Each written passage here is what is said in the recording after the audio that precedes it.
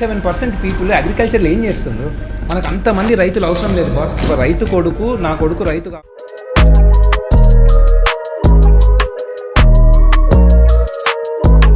రైతు కావాలని అనుకుంటే అది చాలా డిస్సర్వీస్ అవుతుంది. నేను చెప్పేది కొద్దిగా కాంట్రవర్సీలు అవుతుండొచ్చు, but please try to understand. ఒక ఓసీ పర్సన్కి ఒక యాక్సిడెంట్ అయింది, ఒక మైనారిటీ పర్సన్కి ఒక యాక్సిడెంట్ అయింది, రైట్? మైనారిటీ పర్సన్కి ఇంకా బడ్జెట్ ఉంది, అలొకేషన్. ఓసీకి స్పెషల్గా బడ్జెట్ లేదు. అంటే ఇతని ప్రాణానికి మేము ఇవ్వము, అతని ప్రాణానికి మేము ఇస్తాము. ఒకరి ప్రాణాన్ని ఇంకొని ప్రాణం కంటే ఎక్కువ ఎట్లా అవుతుంది? మీరు ట్యాక్స్ కడుతున్నాను అడిగా, ట్యాక్స్ కడతలేనన్నా నాకు పాన్ కార్డు కూడా లేదని ఇద్దరు అన్నారు. నువ్వు కట్టే ర్యాపిడో ఫేర్ మీద కూడా ట్యాక్స్ కడుతున్నావు, ఎగ్జాక్ట్లీ. నువ్వు తినే చాక్లెట్ మీద కూడా కడుతున్నావు, నువ్వు కూడా ట్యాక్స్ కడుతున్నావు. అబ్సల్యూట్. మన కంట్రీలో వంశీ జీరో ట్యాక్స్ అనేది లేదు. ఇప్పుడే పుట్టిన పిల్లోని తీసుకోండి, డైపర్ అయితే వేస్తాను, డైపర్ మీద 18% 12% ట్యాక్స్ ఉంది. Rich are getting richer, they are not paying tax. నేను కట్టిన indirect tax 183 crores. These are the papers. ఎన్ని కుటుంబాలని ఒక్క కంపెనీ ఆదుకోవచ్చు అనేది నేను చెప్తాను, రైట్? 50,000కు ఒక కుటుంబం, 1,00,000కి 2 కుటుంబాలు, కోటికి 200 కుటుంబాలు, అంటే సుమారు 35,000 నుంచి 36,000 కుటుంబాలు ఒక medium size company ఆదుకుంది.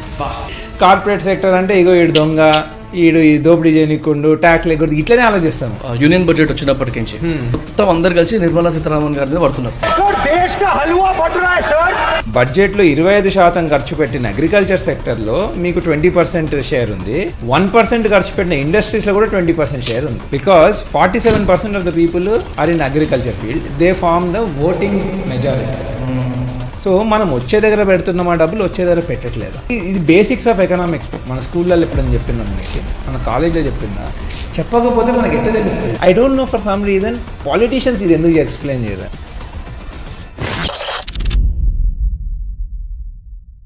Guys, before getting in to the podcast, మన రా టాక్స్ వల్ల మీకు ఎక్కడన్నా కొంచెం వాల్యూ యాడ్ అయింది అనిపిస్తే ప్లీజ్ టు సబ్స్క్రైబ్. ఇప్పుడు పాడ్కాస్ట్కి వస్తే ఐమ్ షూర్ టీజర్ చూసిన తర్వాత చాలా ట్రిగర్స్ తగులుంటాయి, కానీ ఇలాంటి వాటికి రియాక్ట్ అయ్యే ముందు కొంచెం బ్యాక్గ్రౌండ్ ఇంకా కాంటెక్స్ట్ అర్థం చేసుకుందాం. అసలు రియాలిటీ ఏంటి, మనకి మన కంట్రీ గురించి ఏం తెలుసు?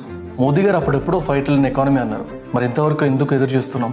ఒక కంట్రీ గ్రో అవ్వడానికి ఏం కావాలో సరిగ్గా తెలుసుకోకుండానే మనలో చాలా మంది కంట్రీ గ్రో అవ్వడానికి వెయిట్ చేస్తున్నాం. ఇలాంటివన్నీ దృష్టిలో పెట్టుకొని we decided to decode certain aspects of economics as a subject, and especially the state economics. And ilantivi decode cheyadaniki we brought an expert in economics and a successful entrepreneur, Mr. Ajitesh Korupolu, founder and CEO of ASPL, the man who is known for his ethics. Also, my request endante manandaram, especially youngsters, ilanti podcasts chuddam and let's start discussing about such topics. Economics is very much important for every individual. Anna, hi. Hi Vamshi, welcome back again. Welcome back again. Thank you, pleasure to be here. Thank you. Super happy ఉన్నా and super excited ఉన్నా ఇక్కడ మళ్ళీ రానికి. కానీ ఈసారి ఆ topic కాదు, నాకు యాక్చువల్లీ వంశీ ఆ టాపిక్ కంటే, బిజినెస్ టాపిక్ కంటే ఈ ఎకనామిక్స్ అనే టాపిక్ నాకు మోర్ ఇంట్రెస్టింగ్. నేను చదువుకున్న అందులో. సో నేను మా ఫ్రెండ్స్తో ఏ కాన్వర్సేషన్లో పార్టిసిపేట్ చేసినా అంటారు, you are the only person first hi చెప్పగానే ఫస్ట్ ఎకనామిక్స్కి వెళ్ళిపోతావు అని చెప్పి. So I'm more excited and more happy to be talking on this. Definitely. అంటే ఇది కూడా నాకు కొంచెం క్లోజ్గా కనెక్ట్ అయిన టాపిక్. నేను నా ఎడ్యుకేషన్ టైంలో ఎకనామిక్స్ గురించి తెలుసుకున్నప్పుడు అది ఇట్లాంటి బేసిక్స్ అన్ని నాకు స్కూల్లో కూడా ఎకనామిక్స్ ఉండాను. సో ఇట్లాంటివన్నీ కొంచెం యంగ్స్టర్స్కి ముందు నుంచి తెలిస్తే బాగుంటుంది. లైక్ ఎందుకంటే బీటెక్లో there some subject to them, దాంట్లో వస్తే అకౌంట్స్ కానీ ఎకనామిక్స్ లాంటివి అక్కడ వస్తాయి. అక్కడ ప్రతి ఒక్కరు నా దగ్గరికి వచ్చేటోళ్ళు, బీటెక్ ఫ్రెండ్స్ అందరూ, నాకు ఇది ఎక్స్ప్లెయిన్ చేయరా, ఈ సబ్జెక్ట్ ఎక్స్ప్లెయిన్ చేయరా, మీకు కొంచెం బేసిక్స్ తెలుస్తుంటే బాగుండేది రా అన్న ఫీలింగ్ వచ్చేటప్పుడు. Correct. But anyways, with our distribution right now who are watching this is a new attempt. చూద్దాం ఎంతవరకు మనకి యాక్సెప్ట్ చేస్తారు, ఎంతవరకు మనల్ని నేర్చుకుంటారు, లేకపోతే some kind of give away ఇస్తాం మేము, చూద్దాం దీని నుంచి. అబ్సల్యూట్లీ. యా. సో దీంట్లో అంటే కొన్ని సెగ్మెంట్స్ అది తెలిసినా తెలియనట్టు అడుగుతా, నాకు అర్థమైనా అర్థం కానట్టు అడుగుతా. సో దట్ నాకు 2 perspectives ఒకదాని మీద వద్దు. I want to take your perspective because you are seeing in a different angle కాబట్టి. రైట్. సో ఫస్ట్ థింగ్ వచ్చేసి లైక్ రీసెంట్గా మన యూనియన్ బడ్జెట్ వచ్చినప్పటికించి ఒకటే హడావిడి, ఇన్స్టాగ్రామ్, ఫేస్బుక్, యూట్యూబ్ ఏడే చూసినా మీమ్స్, లేకపోతే యాంటీగా బీజేపీ ఆర్ యాంటీ గవర్నమెంట్ వాళ్ళు చేసే హడావిడి మొత్తం అందరు కలిసి నిర్మలా సీతారామన్ గారి మీద పడుతున్నారు. రైట్. మీమ్స్ మొత్తం ఫన్నీగా, అంటే she doesn't want middle class to grow, or she doesn't want second segment or కొంచెం లోవర్ క్లాస్లో ఉన్న వాళ్ళు గ్రో అవ్వకూడదు అన్న థాట్లో నేరేటివ్ నడుస్తుంది. లెట్ us decode, అసలు లెట్ us అండర్స్టాండ్ అసలు ఎందుకు అలాంటి ఒక నేరేటివ్ తీసుకొస్తున్నారు. If that is the ball in to your court, what is your answer? అన్న చాలా బేసిక్ గా చెప్పండి. Okay. నాకు ఎక్స్ప్లెయిన్ చేసేటప్పుడు అట్లా చేయకండి. చూసిన వాళ్ళకి ఈవెన్ 16-17 years వాళ్ళు చూసినా కూడా ఎక్కాలి వాళ్ళకి. అర్థం కావాలి. Got it Vamshi. So Vamshi, మీరు అడిగింది చాలా చాలా important question, right?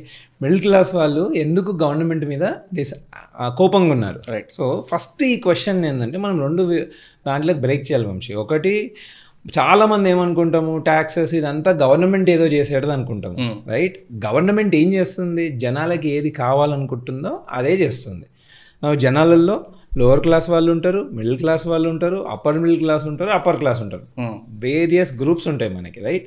So middle class వాళ్ళు పర్టికులర్లీ ఎందుకు బాధపడుతుండ్రు, ఈ you know that's the main question, right? So basically మనము ఒక మిడిల్ క్లాస్ వాళ్ళు ఇప్పుడు ఏం చేస్తున్నారంటే, ట్యాక్సెస్ రెండు రూపాయలు ఉన్నాయి. ఒకటి డైరెక్ట్ ట్యాక్స్, ఒకటి ఇండైరెక్ట్ ట్యాక్స్. డైరెక్ట్ ట్యాక్స్ అంటే ఏంటిది? ఇప్పుడు నేను ఉద్యోగానికి వెళ్తున్నా, నేను ఉద్యోగం చేస్తున్నందుకు నాకు నెలకి శాలరీ వస్తుంది. శాలరీ వచ్చినందుకు మన శాలరీ ఒక స్లాబ్ ప్రకారం, ఇప్పుడు 3 లక్షల కంటే తక్కువ ఉందనుకోండి నా శాలరీ, నేను ఏం ట్యాక్స్ కట్టని అవసరం లేదు. 3 లక్షల కంటే ఎక్కువ ఉంటే ఒక 5%, 10 లక్షల కంటే ఎక్కువ ఉంటే ఒక 10% అని చెప్పి ఒక స్లాబ్ ఉంది. సో సుమారు లెట్సే ఈరోజు మన నగరంలో బతుకుతున్న మిడిల్ క్లాస్ వాళ్ళు సుమారు నెలకి అరౌండ్ 80,000 నుంచి 1,00,000 రూపాయలు సంపాదిస్తారు, రైట్? 1,00,000 రూపాయలు అనుకుందాం, క్యాలిక్యులేషన్ ఈజీ. అంటే 12 లక్షలు సంవత్సరానికి సంపాదించే వాళ్ళు కుడి ఎడమ, రైట్, నెట్ ట్యాక్స్ తీసుకుంటే రఫ్లీ అరౌండ్ 10 to 15% ట్యాక్స్ కడుతున్నారు, రైట్? అంటే 12 లక్షలలో 15% నేను ట్యాక్స్ కట్టేస్తున్నాను. ఇది direct tax, right? Direct income మీద వచ్చే ట్యాక్స్. ఇదే ట్యాక్స్ అనుకుంటే బాగానే ఉంటుంది, బట్ ఇది మీరు కట్టే ట్యాక్స్లా ఇది సగం మాత్రమే. ఇంకో సగం ఏంటిది? మహమ్మారి, మనం అందరం indirect tax, GST, right? This is the major pain point. అంటే ఇది ఎప్పుడు కడుతున్నాం జిఎస్టీ? లెట్స్ సే నేను సినిమాకి వెళ్తున్నా, నేను సినిమా చూసినప్పుడు ఏంది, సినిమా టికెట్ మీద ఓకే 100 రూపాయలు 200 రూపాయల టికెట్, దాని మీద 28% 18% ట్యాక్స్ ఉంది. నేను రెస్టారెంట్కి వెళ్ళిన 18% ట్యాక్స్, రైట్? నేను ఏదో ఫర్నిచర్ కొనుక్కున్నా 18% ట్యాక్స్, వాట్ ఎవర్.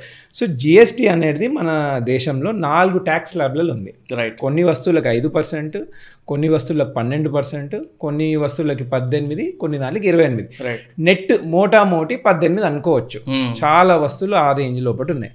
సో ఇప్పుడు నేను ఒక మిడిల్ క్లాస్ పర్సన్గా నేను 12 లక్షలు సంపాదిస్తున్నప్పుడు ఫస్ట్ 15% అంటే ఎంత, 1,80,000 రూపాయలు గవర్నమెంట్కి ఇన్కమ్ ట్యాక్స్ కడుతున్నా, రైట్? కట్టినాక ఏంటిది, సుమారు 10 లక్షలు మిగులుతున్నాయి. ఈ 10 లక్షలల్లో లెట్సే నేను ఒక 2 లక్షలు సేవ్ చేసుకుంటున్నా, ఎఫ్డీలో ఎందులో వేసుకుంటున్నా, ఎందుకంటే ఏదో ఒక రోజు కావాలి. 8 లక్షలు ఖర్చు పెడుతున్నా. ఈ ఖర్చు పెట్టే 8 లక్షలలో మళ్ళీ 18% ఇండైరెక్ట్ ట్యాక్స్ కడుతున్నా, రైట్? సో 8 లక్షల మీద 18% అంటే అదొక 1,60,000, రైట్? నేను 20 వేసుకోండి మోటామోటి, ఈజ్ ఆఫ్ ఈ డిస్కషన్కి. సో ఇప్పుడు నేను మొత్తం 12 లక్షలు సంపాదిస్తే 2 లక్షలు ఇన్కమ్ ట్యాక్స్ కడుతున్నా, 1,50,000 ఇండైరెక్ట్ ట్యాక్స్ కడుతున్నా. అంటే నా ఇన్కమ్ ట్యాక్స్ 15% అయినా ఇండైరెక్ట్ ట్యాక్స్ 18% ఉన్నందుకు నేను నెట్ కట్టే ట్యాక్స్ సుమారు 3.5 లక్షలు, రైట్? 12 లక్షలలో 3.5 లక్షలు అంటే that is how much, almost all దాదాపు మీకు అరౌండ్ 25 to 30%. ఇప్పుడు దీన్ని అదర్ లైన్లో చూద్దాం. 30% నేను ట్యాక్స్ కడుతున్నా అంటే నేను 12 నెలలు కష్టపడితే 12 లక్షలు సంపాదిస్తున్నా, అలా 30% గవర్నమెంట్కి ఇస్తున్నా. అంటే సంవత్సరంలో 4 నెలలు నేను గవర్నమెంట్ కోసం పనిచేస్తున్నా. అది నా బాధ, రైట్? న్యాచురల్ ఎవరికైనా ఉంటుంది. 4 నెలలు నేను గవర్నమెంట్ కోసమే పనిచేస్తున్నా. పిల్లలకన్నా సమ్మర్ హాలిడేస్ ఇవన్నీ ఉంటాయి 2 నెలలు. ఒక సగటు పౌరునికి ఎవడైతే కష్టపడి పనిచేస్తుండో, ఆర్ మ్యాన్ ఆర్ ఉమెన్, వాళ్ళు 4 నెలలు గవర్నమెంట్కి పనిచేసి 8 నెలలు మాత్రమే తన కోసము, వాళ్ళ కోసము, వాళ్ళ కుటుంబం కోసం పనిచేస్తుంది. అందుకు మేజర్ ఆవేదన, రైట్? నెక్స్ట్ థింగ్, ఇప్పుడు నేను ఓకే చలో బై ట్యాక్స్ కడుతున్నా. ట్యాక్స్ కడితే నా ఫండమెంటల్ ఎక్స్పెక్టేషన్ ఏంటిది, నా జీవితం బాగుపడుతుందని. ఎట్లా, రోడ్డు బెటర్ కావచ్చు, ఆర్ నాకు ఇచ్చే hospitals, health care services better కావచ్చు, or government maybe better schools, better parks, urban life, ఇట్లా ఏమన్నా నా జీవితం బెటర్ అయితే నేను హ్యాపీ అవుతా. ఓకే చలో బాస్, నేను కట్టిన ట్యాక్స్కి నాకు తగ్గినమైన ఫలితం వచ్చింది అని, రైట్? అది జనాలు అనుకున్నంత అవ్వట్లేదు. దాని అర్థం అస్సలు అవ్వట్లేదు అని కాదు, అవుతుంది, బట్ జనాలు అనుకున్నంత అవ్వట్లేదు. డెఫినెట్లీ దాని గురించి కూడా టాపిక్ ఉంది. అయితే దానికంటే ముందు ఇప్పుడు మీరు మాట్లాడుతున్నప్పుడు లైక్ అండర్స్టాండింగ్ దట్ ఒక మనిషి ఎగ్జాంపుల్ చెప్తా. క్యాజువల్గా నిన్న నేను డిస్కషన్ అవుతున్నప్పుడు అరే ఇది ఎంతవరకు మనుషులకు అర్థమవుతుందో లేదా అని ఒక డిస్కషన్ వచ్చింది ఫస్ట్ మాకు. ఎంతవరకు అంటే ఎట్లా చెప్తే అర్థమవుతుంది అని. అప్పుడు ఏం చేసినాము, టీం అందరం కూర్చొని అరే ఒక 5గురిని పిలిచినాం మన ఆఫీస్లో, డిఫరెంట్ ఏజ్ వాళ్ళని పిలిచి కూర్చోబెట్టి, బాబు మీరు ట్యాక్స్ కడుతున్నా అని అడిగిన. యాక్చువల్లీ వాళ్ళు ట్యాక్స్ స్లాబ్లో లేరు, ఇన్కమ్ ట్యాక్స్ స్లాబ్లో లేరు. ట్యాక్స్ కడతలేనన్నా నాకు పాన్ కార్డ్ కూడా లేదని ఇద్దరు అన్నారు. సరే ఒక క్వశ్చన్ అడుగుతా, మీరు ర్యాపిడో వాడుతున్నా అన్నారు. బిస్కెట్లు చాక్లెట్లు అవి కొంటారా? కొంటాం. స్విగ్గీ వాడతారా? వాడతాం. మీరు ట్యాక్స్ కడుతుర్రా బాబు, నువ్వు కట్టే ర్యాపిడో ఫేర్ మీద కూడా ట్యాక్స్ కడుతున్నావు, నువ్వు తినే చాక్లెట్ మీద కూడా కడుతున్నావు, నువ్వు that's what I told them. అప్పుడు అరే అవును కదా, రైట్, ఇది ఇట్లుంటది కదా, అవును కదా అని ఆ థాట్ ప్రాసెస్ అట్లా వచ్చింది. అంటే unless and until someone says this or maybe we understand it from the back side, correct, మనకి అర్థమైతలేదు మనం ట్యాక్స్ కూడా కడుతున్నాం అని. ఎగ్జాక్ట్. అండ్ రెండు కట్టేటోడికి ఎంత పడుతుందో మీరు ఇందాక చెప్పిన. మన కంట్రీలో వంశీ జీరో ట్యాక్స్ అనేది లేదు. ఇప్పుడే పుట్టిన పిల్లోని తీసుకోండి, రైట్, ఇప్పుడే హాస్పిటల్లో పుట్టిండు పిల్లోడికి, డైపర్ అయితే వేస్తాం, డైపర్ మీద 18% 12% ట్యాక్స్ ఉంది. సో మీరు ఈ దేశంలో పుట్టితే మీ ట్యాక్స్ ఉంటుంది. ఎవ్రీబడి అందరూ రాసి పెట్టుకోండి, జీరో ట్యాక్స్ అనేది ఉండదు. మినిమం ట్యాక్స్ సుమారు 15 నుంచి 18% ఇండైరెక్ట్ ట్యాక్స్, రైట్. మీ సంపాదన ఇప్పుడు 3 లక్షల నుంచి కానీ 7 లక్షల అట్లా పెరుగుతా కొద్దికి indirect tax plus direct tax పడుతుంది. సో స్లాబ్ని బట్టి జీరో ట్యాక్స్ ఉండదు బాస్. 15% నుంచి 18% మీరు కట్టాల్సిందే. అందుకు ట్యాక్స్ అనేది ప్రతి ఒక్కరికి ఇంపార్టెంట్. ఒక స్కూల్కి వెళ్ళే పిల్లోడికైనా, ఒక 60 ఇయర్ పెన్షనర్కైనా, ఒక 30-35 ఇయర్ పౌరుడికైనా, ఎవరికైనా ట్యాక్స్ అనేది చాలా ఇంపార్టెంట్ సబ్జెక్ట్. నన్ను అడిగితే తెలుసుకోవాలి. ఎందుకంటే నన్ను అడిగితే స్కూల్లో ఇది ఒక సబ్జెక్ట్ ఉండి ఎగ్జామ్ కూడా ఉండాలి దీని మీద. తెలియకపోతే ఇప్పుడు చాలామంది మీరు అన్నట్టే మీరు 5 మందిని అడిగితే 5 మంది ట్యాక్సే కట్టట్లేదు కదా, మాకేం సంబంధం ఇది అని అనుకుంటున్నారు. మీరు అందరు కడుతుండ్రు బాస్, 18% మీరు అందరు ట్యాక్స్ కడుతుండ్రు, బరాబర్ కడుతుండ్రు, రైట్. సో అందుకు ఇది very very important topic. So that is why I feel everybody should. Of course. ఇంకోటి ఇప్పుడు మీరు ఇందాక మాట్లాడుతున్నారు కడుతున్నాం ట్యాక్స్, సరే పెయిన్ ఎందుకు వచ్చింది అని ఒక మాట అన్నారు కదా, దానికన్నా ఒక counter question, like just casual అడుగుతున్నా, మీకు ట్యాక్స్ కట్టడం ఇష్టమా లేదా?